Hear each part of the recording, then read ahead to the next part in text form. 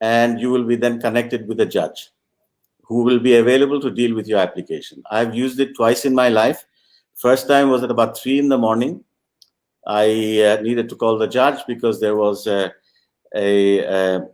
incident taking place. It was a public nuisance taking place, and so the local authority needed an injunction to restrain and for the police to go in. So I rang at 3 o'clock in the morning, the number, and I was put through to a judge who gave me an order.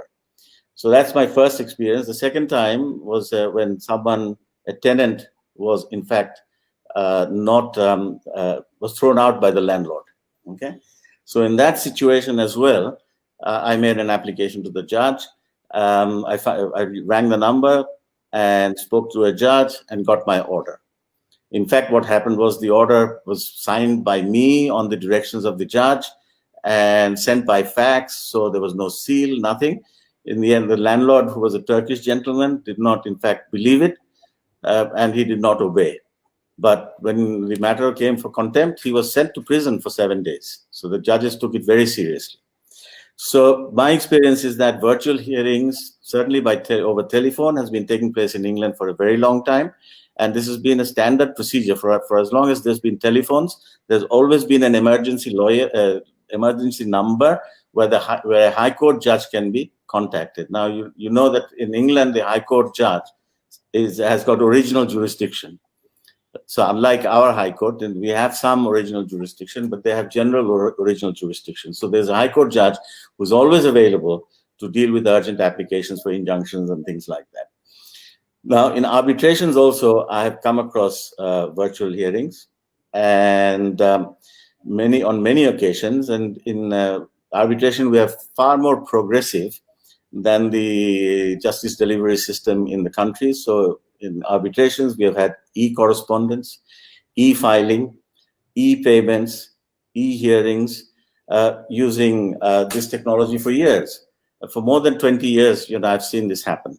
I remember a case where I was representing the China National Petroleum Corporation in an arbitration against a Korean company. I think it was LG, who was on the other side. And we heard the hearing took place in London, but we heard evidence from witnesses in China. So, and for the whole day, starting at I think it was about 10 o'clock or maybe 9 o'clock even, we started and we went on until 6 in the evening. And we had 2 sessions, 1 break for lunch. And we continuously heard 3 or 4 witnesses from China giving evidence through interpreters. So this technology has been used for a very long time. So it is nothing new. It is nothing new. It's new in the regular courts. In the regular courts for regular hearings during the day, yes, this is probably part of the new normal, which will remain, I think. You asked the question as to whether this will become the norm and the real courts will cease to exist. I don't think that will happen. What will happen is that many cases will be dealt with virtually or by virtual hearings, particularly interlocutory applications and things like that. Where you have trials, perhaps you need, particularly criminal trials, you may need to have real hearings in the courtroom, live hearings. But then you will have to follow the directions which are given by the health department. Because if the health department says that there is a problem, then that problem obviously will have to be addressed, and will have to be addressed everywhere, not just on the streets, but also in the hearings in courts. So I think what will happen in the long run, we'll probably have a hybrid situation in which you will have both systems working side by side.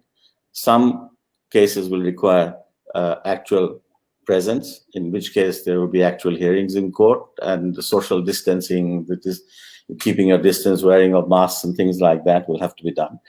But then some cases can be dealt with virtually in virtual hearings. Now, what is important is that everyone should be on the same page about how to hold these virtual hearings. And unfortunately, at the moment, not everyone is keen to have virtual hearings because this is something that we are not familiar with. But those who are familiar with it are very comfortable. One of the things that I find nowadays is that we have to send in our virtual application. And somehow, when we are doing the hearings in Bangladesh, I have found that the judges who are hearing the matter do not have access to the documents we have sent virtually. Now, what I do is, I have my screen. So I have part of the screen I use for the exchange, video discussions and seeing what's happening, who's saying what. And on the other side, half of my screen I use for the documents. So I have the documents all open. So whenever there is a need, I just go to the document, click it up. Here's the petition. This is the exhibit number, and I can access it very quickly. So I'm used to doing that. But a lot of perhaps our judges are still not used to doing it. A lot of our colleagues in Bangladesh are probably still not used to doing it. Cases in London are being done on a regular basis, interlocutory applications, even hearings are taking place. The Supreme Court had a full hearing virtually, as Justice Naima Haidar said. So, hearings are taking place and appeals are being heard, law is being settled, disputes are being resolved using virtual hearings. So this is something that we will have to get to know how to deal with it. I remember that the Bar Council of England sent all lawyers not a practice direction, guidelines on how to conduct hearings. So this was basically giving us the knowledge and how to best deal with the situation. So we are all used to holding books. We're all used to sort of reading from books and reading from paper books and reading from petitions and things like that. So what is now happening is that we don't have to actually do that. And we give the judges an indication that, okay, here's the paper book, but you have to do a little bit of pre-reading. These are the pages that you will look at, and these are the issues that will be addressed. We send the authorities also in advance and tell the judge that this case settles this principle, and you will find that at such and such a page in such and such paragraph. So that is the way things have to be done. I think we'll have to get used to it. We need to change our mindset. We need to get better internet connections and things like that. And these are available in Bangladesh. I think I have an internet supplier who provides me with one of the fastest in Bangladesh. You can get it. If you're willing to pay, you will be able to get it. So that is not. We have the technology. All we need to do is to adjust our processes to a certain extent so that we are able to cope with the situation. And obviously, what we need to do is to ensure a fair hearing. We need to carry our judge with us as advocates. We need to carry our opponents with us. And obviously, if the clients are watching as well, then we need to be working in such a way that the clients can also follow the process. So there is no difficulty in doing it virtually, but I suppose, like in England where you have jury trials, there are 12 members of the jury, then in that sort of scenario, it is going to be difficult because if you've seen a jury box, you can sit 6 people in about 6 feet, and you can and then in the back row, and then in the front row you have another 6 people sitting. So if you're going to distance of 3 feet at least or 6 feet, then you can only have 2 people, 4 in the box. So you'll have to redesign the courts to accommodate that. So even that is being thought out, and they are thinking of starting jury trials in England. Although I don't do any criminal cases anymore, but I know that a lot of my friends are getting prepared for it, and they will be going into court and doing cases. So it may be that there'll be restrictions on how many observers can be in the courtroom and things like that to watch, but and also how many lawyers can be present in the courtroom at the time that the case is being heard. But other than that, I imagine that we will get used to it. We'll make adjustments. We need to make adjustments. Like at the moment, if you think about our family life, we are making adjustments. We don't go out that much. We don't go and visit our relatives that much. we are contacting them over the phone or using FaceTime or Viber or WhatsApp or something like that. So it's like that, it's not going to be very different from what we are doing in real life.